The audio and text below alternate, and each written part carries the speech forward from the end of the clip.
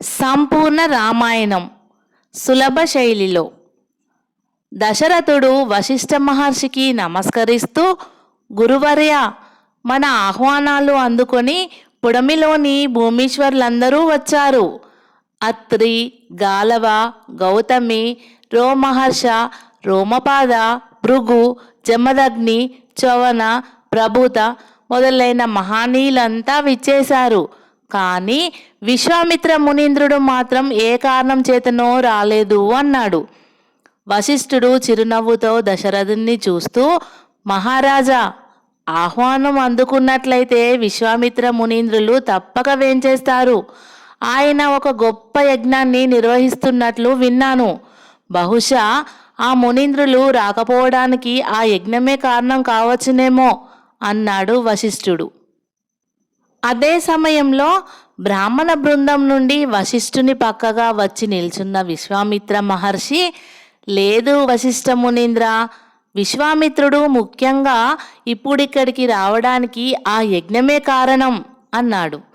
వశిష్ఠుడు ఆశ్చర్యంతో వెనుదిరిగి చూస్తూ, ఆ విశ్వామిత్ర మహర్షి, సప్తర్షులేగాక సర్వ ఋషి గణాలకే గౌరవనీయుడవైన నువ్వు ఆరాధ్య స్థానంలో ఉండక యాచన కోసం వచ్చిన బ్రాహ్మణ బృందంలో ఉండడం చాలా వింతగా ఉంది.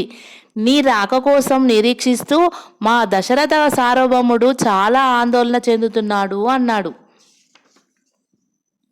అవును మహాత్మా, మీరు రాకపోతే మా చిరంజీవి జన్మదినోత్సవానికి గొప్ప వెలితి కనిపించింది. మిమ్మల్ని చూడగానే ఇప్పుడు నా మనసు ఆనంద తరంగాలలో ఓలలాడుతోంది అన్నాడు దశరథుడు. విశ్వామిత్రుడు చిరునవ్వుతో దశరథుణ్ణి చూస్తూ, రాజేంద్ర, నేను ఒకానొక సహాయం కోరి మీ సమక్షానికి వచ్చాను. కానీ నేను కోరిన సహాయం వినగానే మీ మనసు బాధపడుతుందేమో అన్నాడు. విశ్వామిత్రుని మాటలకు వశిష్ఠ మునీంద్రుడు బ్రుకుటిని ముడిచి ఆశ్చర్యంగా అటుకేసి చూశాడు. దశరథుడు కూడా వింతగా విశ్వామిత్ర మహర్షిని చూస్తూ, మహాముని చంద్రమ, రాజులు జీవించేది రాజ్యపాలనలోని కష్టాలను భరించేందుకే గాని సుఖాలను అనుభవించడానికి కాదు. గాదిరాజ నందనులైన మీకు రాజజీవితాన్ని గురించి నేను చెప్పవలసిన ప్రమేయం కూడా లేదు. మీరు నా సహాయం కోరి వచ్చారంటే అది నా అదృష్ట విశేషమే. కానీ మరొకటి కాదు, సెలవియండి. ఈ సాకేత సామ్రాజ్యంలో మీకు ఏం కావాలి? నా ధనమాన ప్రాణాలలో మీకు అవసరమైనదేది? మనస్ఫూర్తిగా మీ కోరికను తీరుస్తాను స్వామి అన్నాడు దశరథుడు. దశరథ సార్వభౌమ, పూర్వము ఇంద్రునిచే ప్రార్థించబడి స్వర్గానికి వెళ్ళి రాక్షసులను ప్రారదోలి దేవతలను రక్షించిన వితరణ వీరచరితుడవు నీవు. కనుకనే కొండంత ఆశతో నీ సన్నిధికి వచ్చాను.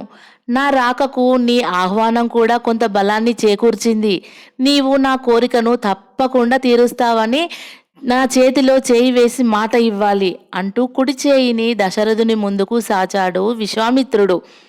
దశరథుడు ఏమాత్రం సంకోచించకుండా విశ్వామిత్రుని చేతిలో తన చేయి వేస్తూ, విశ్వామిత్ర మునీంద్ర, చంద్రమ, భూమాకాశాలు సూర్యచంద్రుల సాక్షిగా చెప్తున్నా, నా ప్రాణాలకు ప్రాణమైన నా చిరంజీవి రామచంద్రుని మీద ప్రమాణం చేసి వాగ్దానం చేస్తున్నాను. మీ కోరిక ఎంతటిదైనా ఎటువంటిదైనా నెరవేరుస్తాను, చెప్పండి అన్నాడు గంభీర స్వరంతో.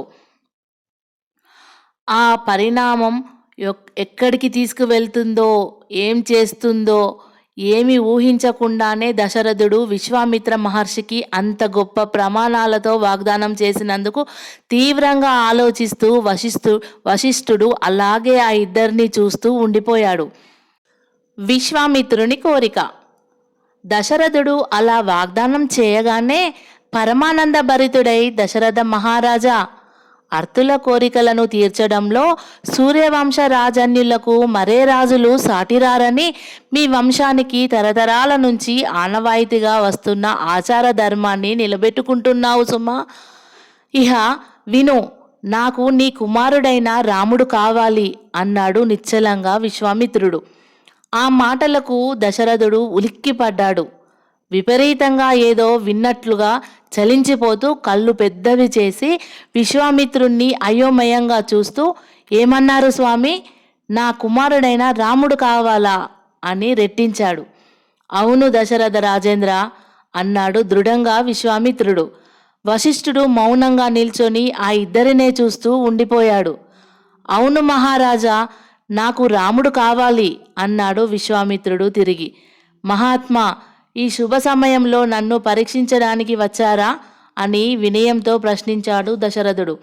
దశరథ మహారాజా, ప్రస్తుతం నేను ఎవరిని పరీక్షించే స్థితిలో లేను. నేను కోరిన కోరికను తీరుస్తానని నువ్వు ప్రమాణపూర్వకంగా వాగ్దానం చేశావు. నీ మాటను నిలబెట్టుకుంటూ వెంటనే రాముణ్ణి నాకు అప్పగించు అన్నాడు. స్వామి, మీరు యజ్ఞం చేస్తూ ఉన్నారని విన్నాను. మనులో, మాణిక్యాలో, ధనరాశులో, పాడి ఆవులో లేక యజ్ఞోపకరణములైన మరే ఇతర వస్తువులను కోరుకుంటారని భావించాను. కానీ ఇటువంటి విపరీతపు కోరికను కోరుతారని కలలో కూడా ఊహించలేదు అంటుండగానే విశ్వామిత్రుడు కొంచెం తీవ్రంగా దశరథుణ్ణి చూస్తూ, దశరథ, అర్తులు కోరికలు కోరడం విపరీతం కాదు గాని దాతలు శుష్క వాగ్దానాలు చేయడం విపరీతం. ఉపోద్ఘాతాలు, ఉపన్యాసాలు కట్టిపెట్టి నువ్వు వాగ్దానం చేసిన ప్రకారం రాముణ్ణి నా అధీనం చేయి అన్నాడు. దశరథుడు విశ్వామిత్రునిలో కోపదేవతను నిద్ర నుంచి మేలుకొంటూ ఉందని గ్రహించాడు. ఆ మునీంద్రునికి అలుక వస్తే దానికి పర్యవసానం ఏదో ఒక భయంకర సంఘటన అని కూడా తెలుసు. భయాందోళనతో వశిష్ఠుని వైపు చూశాడు. అప్పటికి వశిష్ఠుని మనసులో ఒక నిర్ధారణ అయినందున ఆ మహర్షి ముఖంలో ప్రశాంతత అలుముకొని ఉంది. దశరథుడు దైన్యంగా తన వైపు చూస్తుండగానే వశిష్ఠుడు చిన్నగా తల పంకించి విశ్వామిత్రుని వైపు దృష్టిని సారించాడు. మిత్రమా, వశిష్ఠ విశ్వామిత్రులు బద్ధశత్రువులని లోకమంతా భ్రమిస్తున్న ఈ కాలంలో మన మైత్రికి చిహ్నంగా ఈ సమస్య పరిష్కరింపబడాలి. దశరథుణ్ణి మీరు అడిగినట్లుగా కాకుండా నేను ఒక సమస్యకు వివరణగా మిమ్మల్ని ఒక కోరిక కోరుతున్నాను. కాదనకుండా నెరవేర్చగలరా అన్నాడు వశిష్ఠుడు. వశిష్ఠ మునీంద్ర, మీరేం అడగదలుచుకున్నారో నాకు తెలుసు. ప్రస్తుతం నా యజ్ఞం సంరక్షణార్థం రాముడు నాకు కావాలి. మీరు నన్ను కోరబోయేది ఈ కారణమే అన్నాడు విశ్వామిత్రుడు. వెంటనే దశరథుడు విశ్వామిత్రుని వైపు భక్తిపూర్వక దృష్టిని సారిస్తూ, మునిరాజ చంద్రమా, మీకు యజ్ఞరక్షణ అవసరమైతే లక్షలాది వీర సైనికులను మీ ఆశ్రమానికి పంపిస్తాను, లేదా దండనాయక సేనాధిపతులను పంపిస్తాను, లేదా నేనే స్వయంగా వస్తాను అన్నాడు. విశ్వామిత్రుడు తల అటు ఇటు ఊగిస్తూ, దశరథ, నా యజ్ఞాన్ని పాడు చేస్తున్నది సామాన్యులు కారు, లోక భీకరులైన రాక్షసులు అంటుండగానే దశరథుడు, మహాత్మా, రాక్షసులను ఎదుర్కోవడం నాకు కొత్త కాదుగా. దయచేసి నా ప్రార్థన ఆలకించండి. మీ యజ్ఞ సంరక్షణ కోసం నన్ను తీసుకువెళ్ళండి అని బతిమాలాడు.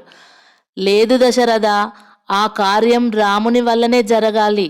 యజ్ఞ సంరక్షణ పూర్తి కాగానే నీ కుమారుని తీసుకువచ్చి తిరిగి నీకు అప్పగిస్తాను అన్నాడు విశ్వామిత్రుడు. అయ్యో, మీరు ఈ విషయంలో ఇంతగా పట్టుబడితే నేనేం చెప్పగలను? రాముడు ముక్కుపచ్చలారని పసిబాలుడు, యుద్ధాలు ఎరగని పిన్నవాడు, అనుభవరహితుడు, సుకుమార శరీరుడు.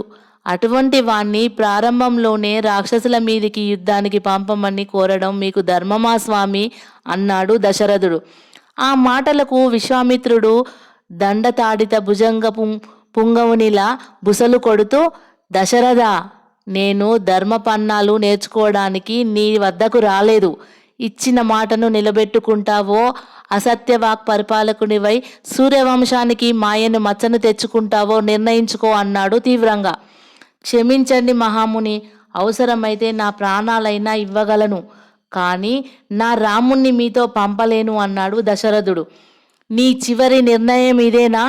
తీవ్ర కంఠస్వరంతో గద్దించినట్లుగా అడిగాడు విశ్వామిత్రుడు. పుత్ర వ్యామోహాంధుడైన నేను ఎన్నిసార్లు ఆలోచించినా చివరి నిర్ణయం ఈ విధంగానే ఉంటుంది. అసత్యం వల్ల ఏర్పడబోయే ఎటువంటి ఘోర నరకాన్నైనా అనుభవించగలను.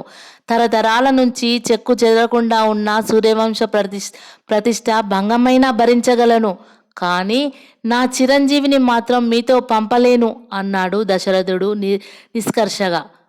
చి అసత్య ప్రలాపి, నిన్ను నమ్మి రావడం, వచ్చి నా కోరికను నివేదించడం, తీర్చగలనని వాగ్దానం చేసిన నిన్ను నమ్మడం నాదే పొరపాటు. ఆడిన మాటను తప్పిన నీ వంటి రాజకులహీనుని సమక్షంలో నిలవడం కూడా దోషమే అని విశ్వామిత్రుడు వశిష్ఠుని వైపు తిరిగి, వశిష్ఠ, నీ శిష్యుడు గొప్ప ధార్మికుడు, నీతికోవిదుడు, ప్రత్యేకించి సత్యవాక్ పరిపాలకుడు అని లోకులు అనుకుంటున్న మాటల్లో ఎంతవరకు నిజం దాగి ఉందో కల్లారా నీ సమక్షంలోనే చూడగలిగాను. వస్తాను అని గిర్రున తిరిగి చరచరా ముందుకు నడిచాడు విశ్వామిత్రుడు.